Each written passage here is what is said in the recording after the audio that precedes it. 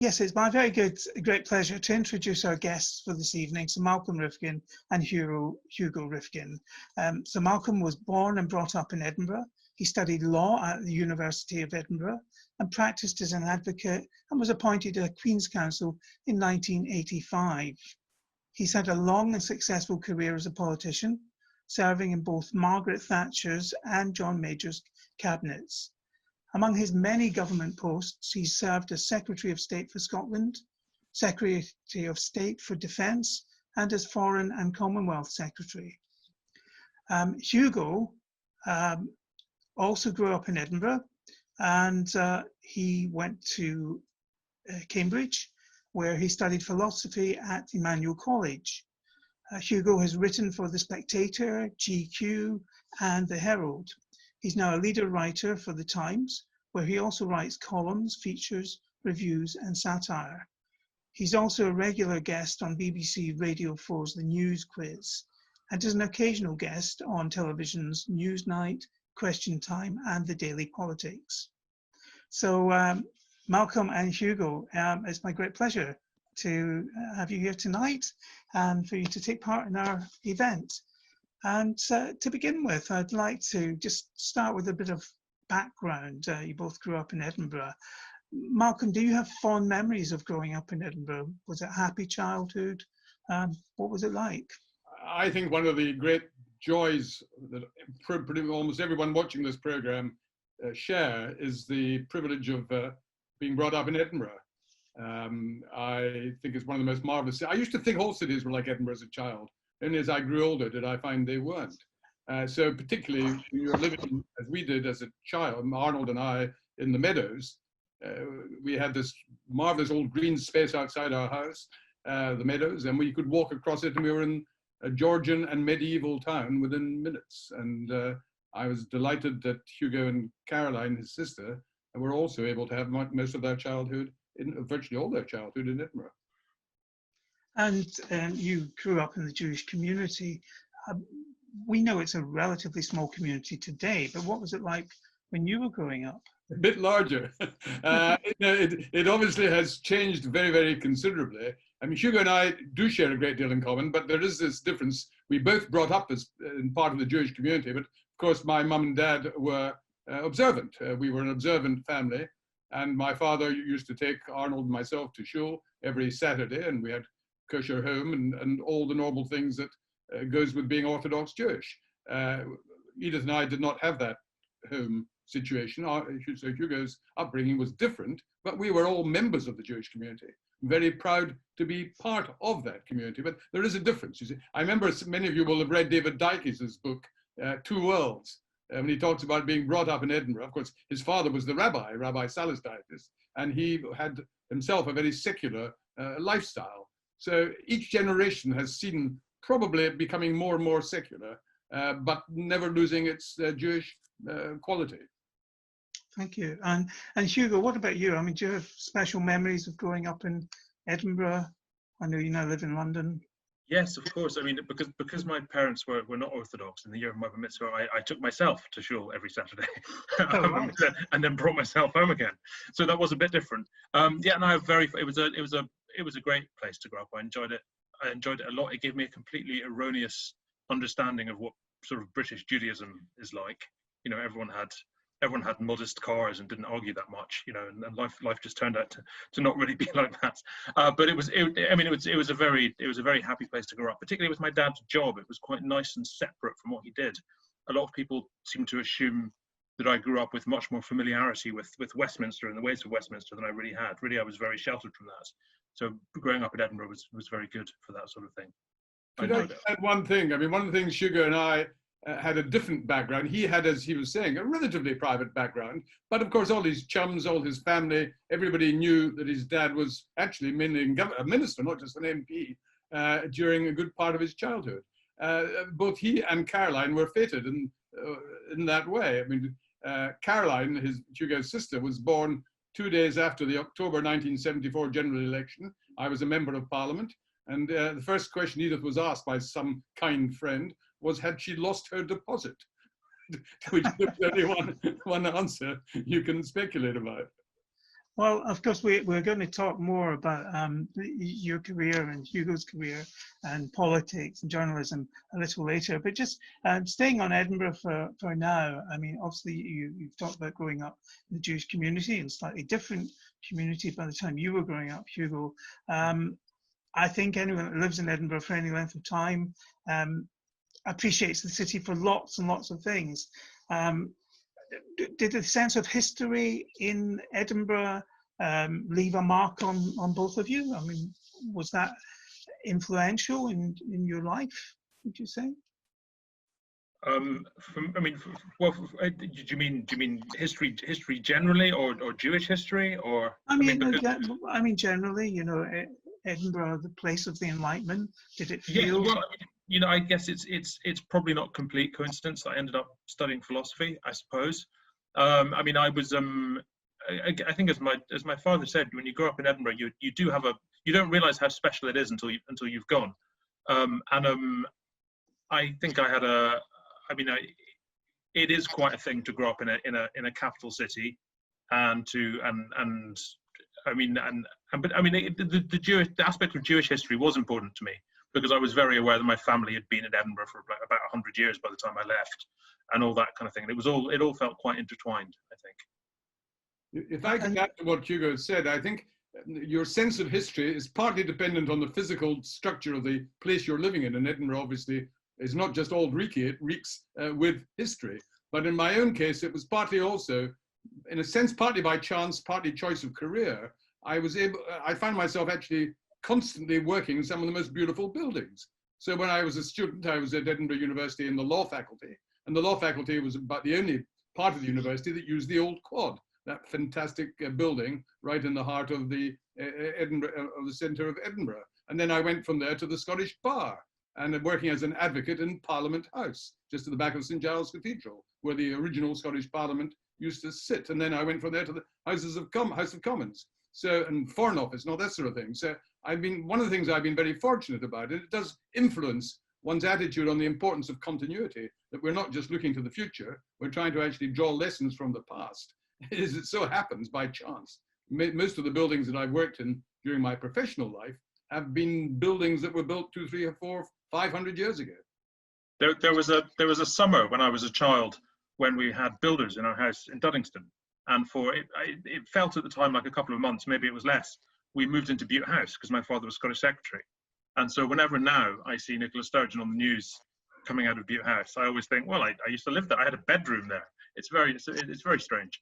I've got an even better story on that, which involves Hugo and his sister Caroline, because when I was Foreign Secretary, they were doing a lot of backpacking around Europe, a lot of traveling, so I couldn't resist it. On one occasion, I showed them, you know, if you look at your British passport, most of you will remember, when you open it in rather elaborate script, there is a very marvelous statement which has been there in the passport for 200 years. Her Britannic Majesty's Secretary of State instructs and requires everyone to give due passage to the bearer of this passport. So I said to Hugo and his sister, if anybody stops you, just point to that and say, that's my dad.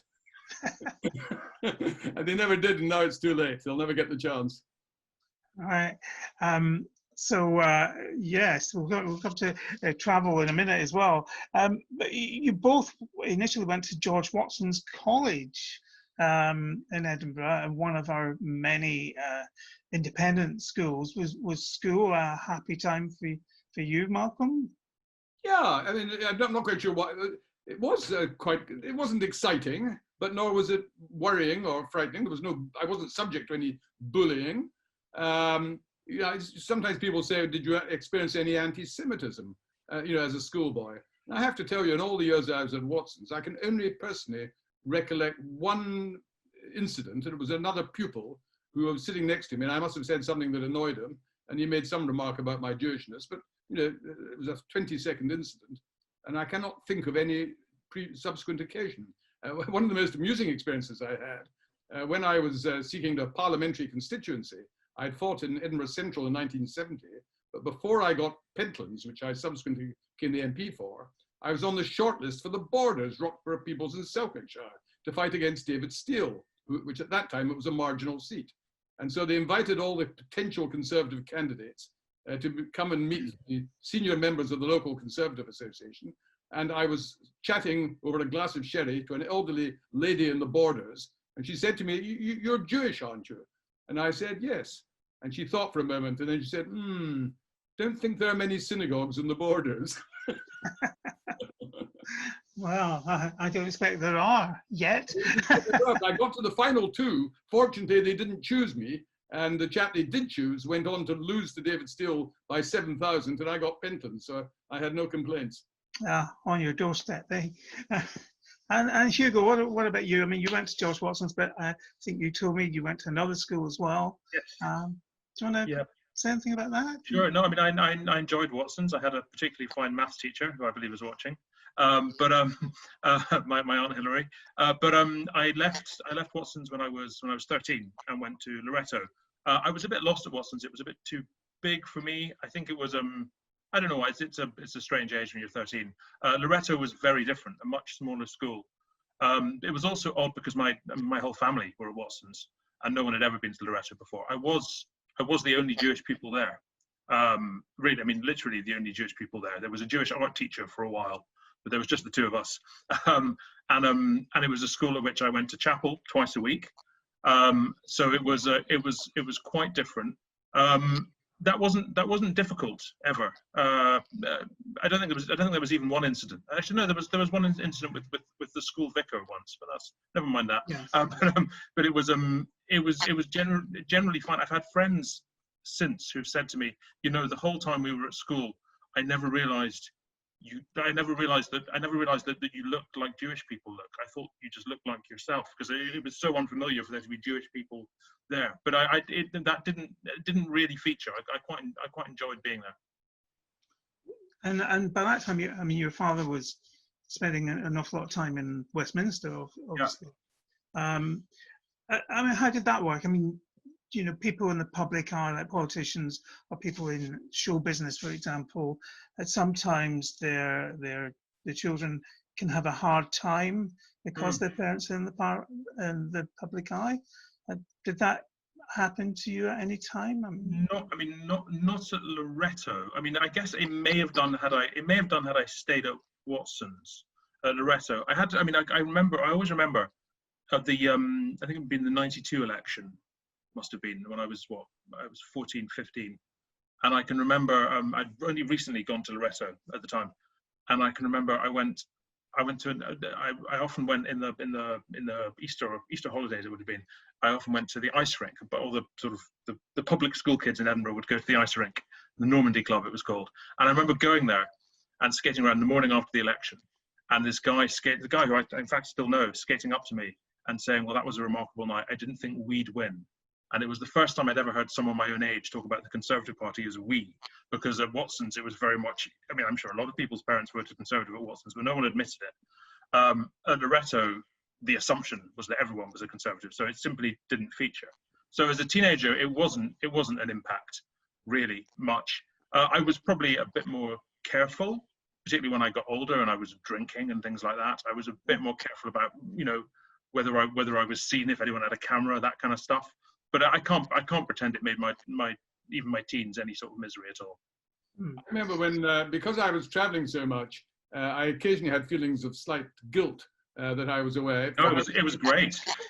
Well, that's exactly the conclusion I was about to come to, because I remember arriving one evening and being driven from the airport back to Duddingston, and I came into the sitting room and the kids were watching television, and I said, "Hi, I'm back," and they sort of turned around to look at me and said, "Hi, Dad," and went on watching television as if I'd never been away. So I don't know whether to be pleased or really irritated at the lack of enthusiasm for my return. When I got older at Loretto, a lot of my friends had a joke that I'd get home from the holidays for the holidays, and there'd be a note on the kitchen table that said, "Here's 30 quid, gone to China, pizza in the fridge."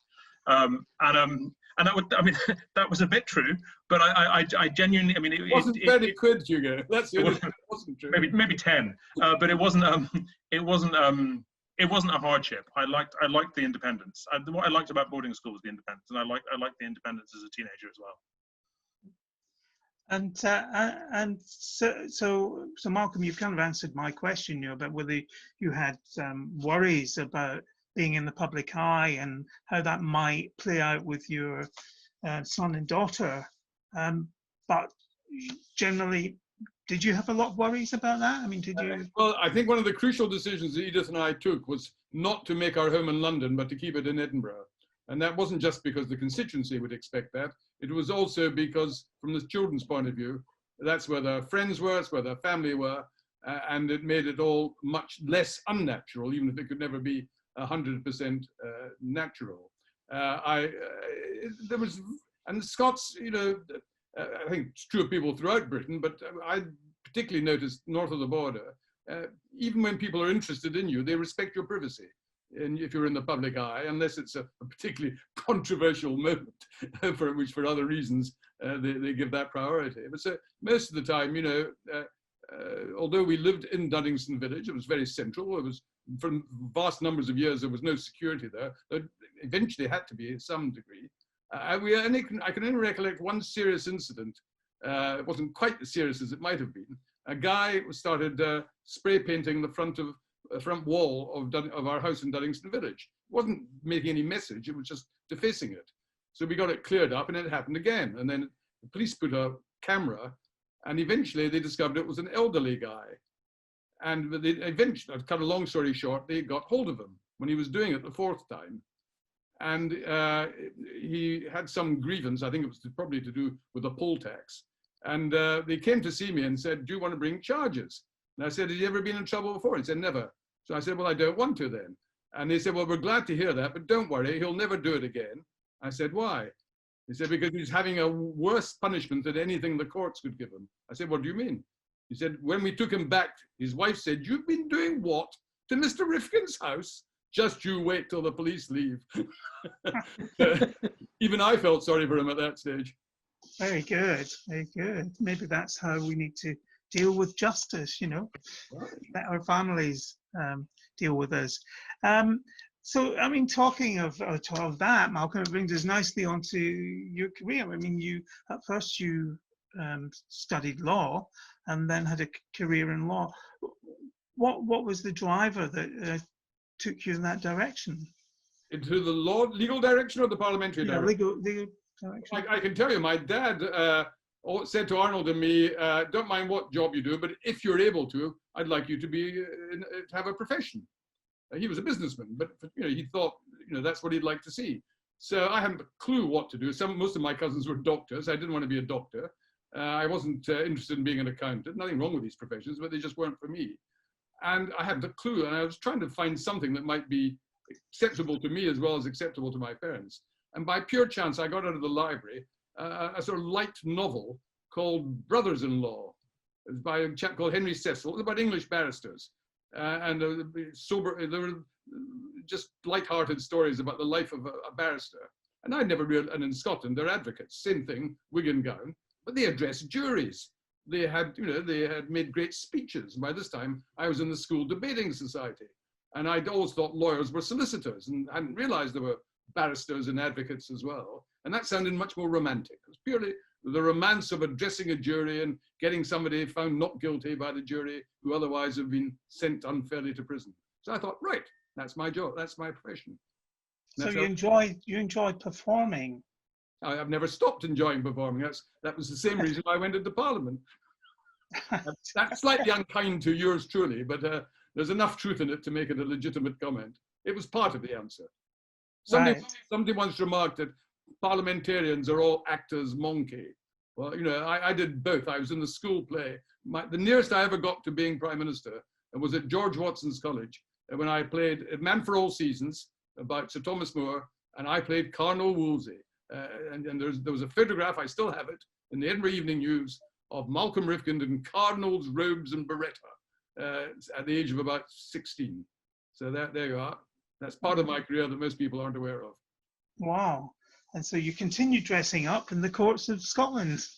And not just there. very, very good. And I mean, did you kind of give Hugo any direction about a career that he might follow? You must be joking. I can see Hugo grinning at that very concept that I could have given him direction. I sort of... Can I say that's not quite true? I do remember you quite clearly saying, "Never be a journalist. They're terrible shits." But well, I'm sure I thought it. I don't actually remember saying it, but oh, I do. That's probably why you decided to do exactly that. You were never entirely obedient as a youngster any more than you are now. So Hugo, you went to Cambridge. When did you start thinking about going into journalism, or were there other things you thought of before that? Or? Well, I always feel like I just sort of, I mean, I wanted to be a writer when I graduated, to write novels, and I always feel like I kind of fell into journalism because that didn't work out. Actually, in retrospect, that's not really true. And I was very interested in journalism as a student, and even at school. You know, I managed to get work experience at the Scotsman when I was probably 16, I think. So there was obviously an interest there. No, I left. I left Cambridge. I travelled for a while with my girlfriend and my wife, and I started trying to write a novel.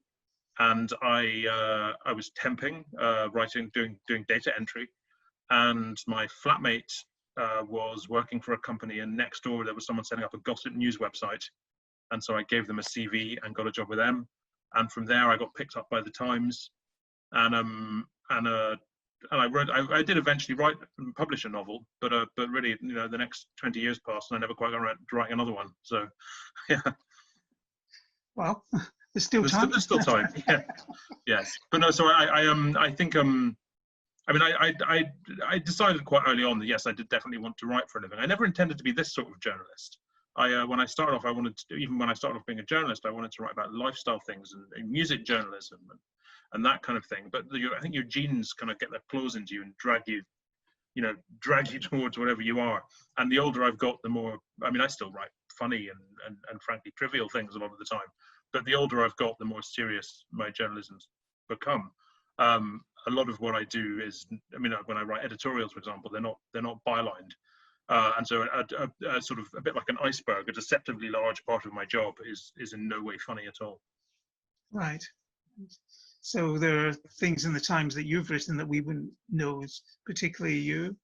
Yes. Oh, I mean, I write editorials now 2 or sometimes 3 days a week, and they can be on anything. One of the consequences of this is Edith and I always used to try and guess each day we saw the 3 editorials in the Times, which one might have been written by Hugo. And we got it wrong as often as we got it right, even though the odds were only 2 to 1.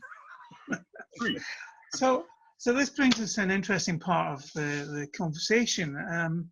So you've both picked really competitive, hard careers, but I guess both that could be fun.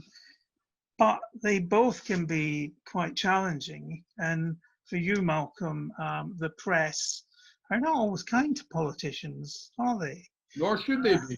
Nor should they be. They're only kind to politicians in Beijing and Moscow and places like that where they don't have a choice. And you know, Hugo, journalists go up and down in our popularity chart, I think. Only down, really, I think. So Malcolm, Hugo has this career progression, goes to the Times, one of our leading newspapers. Did you worry about, times when you would wake up in the morning and see the Times and other newspapers and just want to scream and phone your son up and say, why is your newspaper writing this? What makes you think this only happened occasionally? No, Hugo and I have had, I think you'd agree, an exceptionally good understanding ever since he became not a political journalist, but a journalist who often writes about political issues. And I have been, until 4 or 5 years ago when I retired from Parliament, have been a politician. So we talk a great deal. We share a lot of information that we've picked up and we hear, but we have had a solemn understanding that I never refer to anything to any third party, to anything he's told me, and he never writes in the papers about things that he may have heard from me. And so far as I'm aware, we both honor that practice, because it enables us to have normal conversations, and it makes a huge difference because he's got a hell of a lot of experience And because he's working for a great national newspaper and sitting with the editorial staff every day, he picks up a lot of information that might not appear in the paper, which is of interest to me. And I pick up a lot of things from the background that I've been part of, which he might not otherwise be aware of. So we do that out of mutual interest, not as a source of information. But it only can work between people who are close family relatives if they entirely trust each other. And I think this is about the only thing we agree that we have in common. on a more kind of abstract level, it gives you a helpful level of understanding as a journalist too. I mean, it's very easy to forget as a journalist that the people you're writing about actually are people. It's very easy to forget that behind, even at the moment, if you look at, Dominic Cummings, for example, it's very easy to give absolutely zero thought to what happens when Dominic Cummings gets home and closes the door and is just a man in a room with his life falling apart.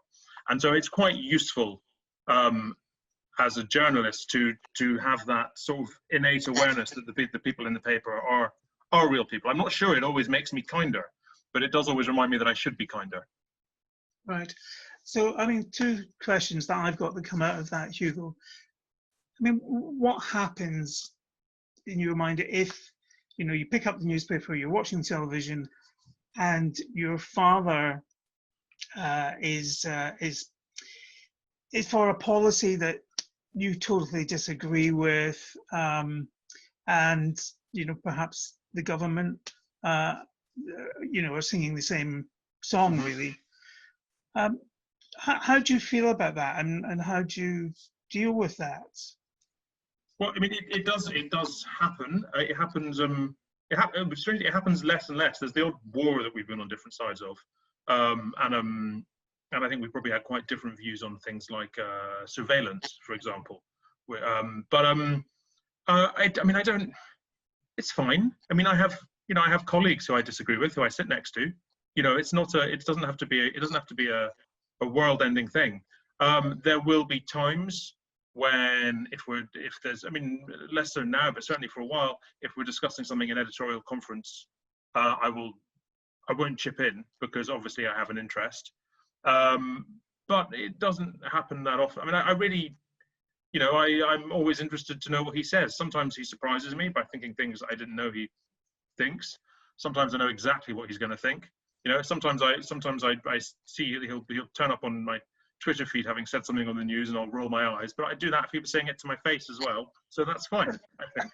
It works both ways as well, actually. It wasn't that long ago that I sent Hugo a text message saying there was a particular leader in the editorial in the Times, one of the three, and I said, I hope you didn't write that one. And did he? Quick as a flash, I got an email back promising me he certainly had not. But I mean, I have to point out, just because I wrote it doesn't mean I agree with it. It's a bit like being an advocate in that regards. I mean, when I write things under my own name, I agree with them. When I write an editorial, which is not under my name, which is the view of the editor, I'm expressing a view very often that I don't hold.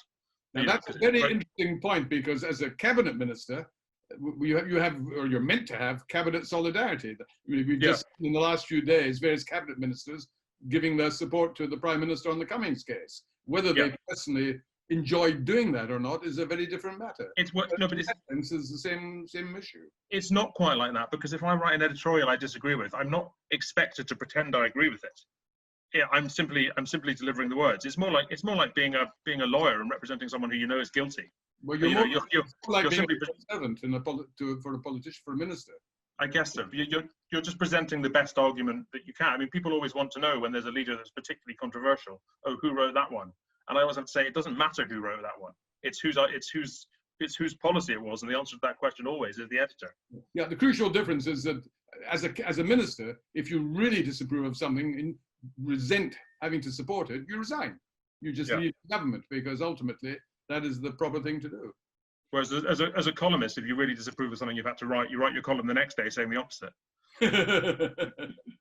But Malcolm, I mean, you, in your career in politics, you've sometimes gone out on a limb and survived. I mean, I don't know everything about your career, but from what I've read, there were times when you disagreed with the great lady Margaret Thatcher.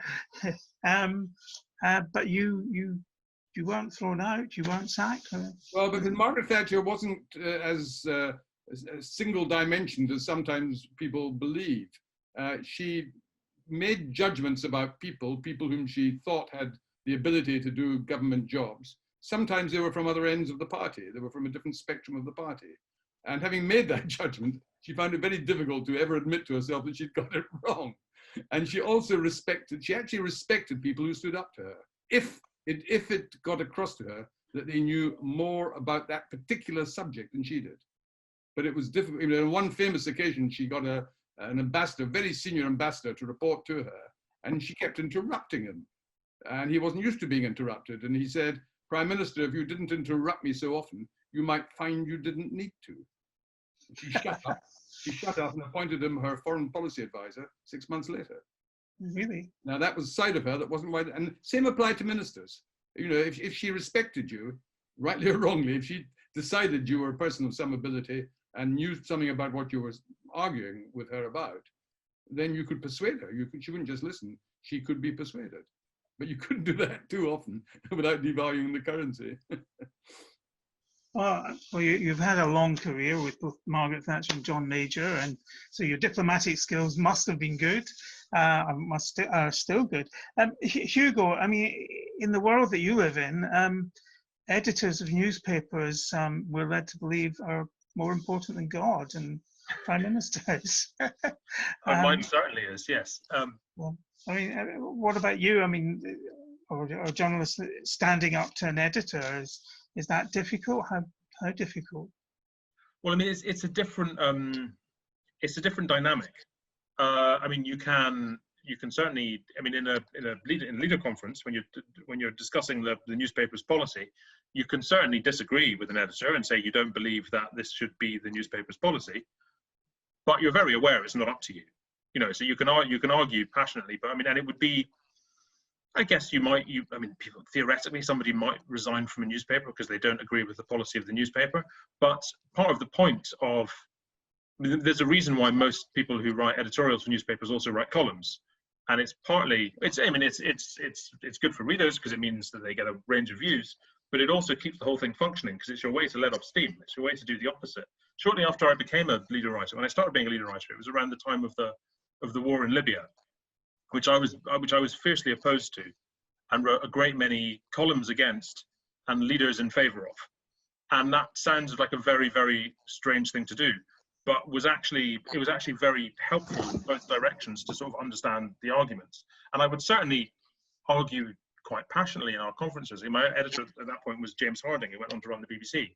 I would certainly argue quite passionately that our policy should not be to support this war, because I thought it would be disastrous, rightly, I may say. But I never would have thought that he didn't have. I mean, I never would have thought that my decision ought to be the one that mattered more than the rest of the room. You know, the editor is not first among equals like a prime minister. The editor is the boss. It's pretty different. It's very, but there's one big similarity between being part of a newspaper editorial team and being a minister. I'm not saying a journalist and a politician, but being part of the editorial team and being a minister. Both jobs only can work, a government and a newspaper, if you have a team prepared to accept the majority view, unless they feel so strongly that they leave the group by resigning. And that's quite difficult sometimes for the public. It's more true in the case of ministers, I know, less so than journalists. But at the end of the day, it's quite difficult, particularly for politicians, to explain why when you're a minister, there's something called collective responsibility. You cannot openly, or shouldn't be able to get away with openly disagreeing with the policy of the government you're part of. If you disapprove that strongly, you leave the government. Now, that's been weakened in recent years, both in the present government and its predecessor. I think that was a pity, and I hope that won't be permanent, because I think that the only way ultimately you can get a modern government operating, and I think the same applies to a newspaper, it can't all be done by the editor, it can't all be done by the prime minister. There needs to be teamwork, and that means compromise. I mean, if I may say, I actually think it's very different in that you very much can, as a journalist working for a newspaper, disagree with the newspaper, disagree with the editor. There's not a majority for the newspaper's view; it's the editor's view. If you're a columnist, you can. If you're a columnist, anyone can disagree. You're not expected to pretend to think things you don't. It's not a, you know, the view of the Times is not supposed to be the view of the journalists who work at the Times. It's not like we have a vote. It's not the Guardian, for God's sake. You know, we have. I mean, the editor's view is the policy of the newspaper. There could, and indeed has been a situation where the editor thinks things that the majority of the staff don't think. You know, that's how newspapers function. Happens with prime ministers at the moment as well. Well, I'm sure we'll come to our Prime Minister at some point. Hugo, you said earlier, you know, a lot of people probably don't realise that a lot of what you write is very serious stuff, the leader, etc. But one of the things that I love when I pick up the Saturday Times is my week, or during the week when you do a my week according to Hugo Rifkind, and also your television reviews. You use a huge amount of humour, and in many ways, I mean, especially in my week according to, your humour can be more biting than any perhaps serious bit of journalism, because it kind of, you know, it can be very incisive. Do you not think that has a power? I mean, I hope so. I've been writing that column for a very long time now. I started writing, my first job at the Times, my first full-time job at the Times was as the gossip diarist, which I hated. And I started writing that column basically so I could write one less gossip diary a week, one fewer, sorry, the journalist gets his grammar wrong, one fewer gossip diary a week. So I think it was probably in about 2004, I started writing that column, and I thought they'd let me do it for a week or two. And that's what, 16 years on. And when I started doing it, I just wanted it to be funny, and that was it, really. And in the last 5 or 6 years, no, it's a political column that now. I think about what the message is. I think about what I know about, or what is being said about politicians that isn't quite being written, and I hint at it. I try and make sure the dynamic is sort of, if not exactly accurate, then a parody of what is accurate. And I try very hard to sort of put a biting message in there. Actually, to make when humor is, it's quite easy to make humor biting. It's almost easier to make humor biting than it is to make it funny, if you see what I mean. So when you're, it can be sometimes just, it can be a bit lazy to just stick the knife in. You know, you've actually got to turn the joke as well. But I'm very glad when that column ends up having a political impact too. Not impact is a bit grand, but certainly a political message. Have you ever done a diary about your father's week? Not yet. Give it time. It'll be the last one he does. Okay, so look, you've both got successful careers. I think you were a very popular politician, Malcolm. You're a very popular journalist, Hugo. Let's swap roles. Malcolm, would you like to be a journalist at any time you thought, oh, I'd like the power of being a writer for the Times? I have written lots of articles for newspapers. I've done over the years for a great number of them, but that's quite different to actually being a journalist. No, I respect journalism. I think it's a crucial part of a democratic society to have a free press. And I think it's one of the great joys of this particular country that we have quite a number of decent newspapers. I'm rather worried that even our so-called quality newspapers on the front pages are so anxious to get headlines that will sell the paper that they sometimes are not as objective as they would have been in previous years gone by. But that's probably advancing years in my case. Would I have liked to have been a journalist? No, not really, because it just didn't conform to my own personality. I was attracted to politics essentially for two reasons. I thought, first of all, it was the sheer adventure of it. It seemed an exciting role. I didn't go into politics to change the world.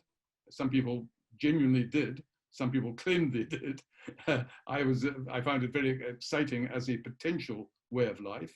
But also, I was attracted by the idea that if, and it was a huge if one was successful and got to a position of real responsibility, you really could change things in a direction that were, in your view, desirable to a far greater degree than in almost any other occupation. But it's totally different for, you know, it's an awfully risky career. In vast majority of careers, you start at the bottom, you get to whatever level you're deemed worthy of, and you stay there till you retire.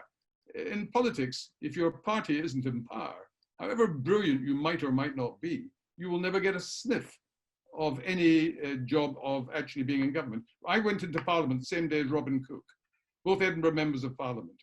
In 1979, I became a minister, and I remained a minister under a Thatcher Major, uninterrupted, for 18 years, with all the stimulation that involved, including ending up as Foreign Secretary. Robin, who, whatever you think of his politics, he was hugely able. He didn't get a sniff of even the most junior job in government, and never knew whether it would happen until in 1997. It was like a Jeffrey Archer novel. Not only did he become a minister, he succeeded me as Foreign Secretary. He was my parliamentary pair. It was straight out of Cain and Abel by Jeffrey Archer. You know, it's that sort of, you wait for the last episode to find out what's going to happen. So it's a very unpredictable business. So when youngsters ask me, should I go into politics? I say, well, it depends not just on your ability. Can you live with the uncertainty, the unpredictability, that it might work out as you hope, or you might end up best working years of your life being deeply disappointed through no fault of your own. Either your party can't win an election, or the Prime Minister just doesn't like you. Quite a big challenge. Thank you. Hugo, ever fancied being a politician? Prime Minister even? I'm not sure the Labour Party would have me. No, not really, to be honest. I don't. I mean, what I like about the journalism I write is not. I have convictions, obviously, but all my columns, certainly all my best columns, are 60% one way and 40% the other. I'm a very consensual middle ground person. I would find it very hard to defend positions that I didn't agree with, and be the public face of defending them. I also, with the greatest respect in the world, tend not to like people in politics all that much. Journalists are secretly nice people, even when they're being nasty. They're secretly nice people. And in a little too much of my experience, people, I don't just mean MPs, obviously, people involved in politics are quite often secretly not very nice people. And I just don't think I would have really thrived or enjoyed being in that world. But also, I also don't think I really have the stamina for it. I like people liking things I write. I like being liked. I think I'd be very bad at being disliked for a job for so long. Hugo and Malcolm, thank you so much. It's been a fascinating hour with you, and I'm sure we could have talked right into the early hours. It's been entertaining and informative. And again, thanks to everybody that has joined us tonight, and thanks to everybody that put a question, but we didn't get a chance to come to you. Sorry about that. And just before we end tonight, I'd just like to tell you about some other events that the Edinburgh Jewish Cultural Centre have coming up. We've got a virtual programme of events, which, believe it or not, we did start, I think, before the virus, but it's certainly something that we want to continue. And Jane, I don't know if you want to just say a word about the next two Learning for All events that are coming up, or would you like me to? Yes, I'll say a quick word. The next one, which is on this Tuesday evening coming, is on sleep. How do you improve your sleep, and what's the Torah got to say about it? And that will be myself speaking alongside with my son, Isaac Ansel Forsyth, a little like you two. And I think yours is the next one after that. Yeah, so that's in our Learning for All series that Jane is curating, and there'll be another Learning for All event in July. But before that, on the 10th of June, Wednesday the 10th of June, 2 weeks' time, we've got Yiddish songs and more. And we're not going to be singing lots of Yiddish songs or anything like that. We're going to be with Phil Alexander and Stephanie Brickman, again in conversation. Phil and Stephanie started a group called the Yiddish Song Project, which some of you might have heard or have seen at the festival or the Fringe sometimes. And Phil is also leads Maishi's Bagel, and he plays with lots of different groups, and also does research into Jewish music and Yiddish music. So I'm going to be asking them about their passion for Jewish and Yiddish music and songs and how they got into it all. So if you can spare the time, come back to us on the 10th of June, 7:30 for 7:45.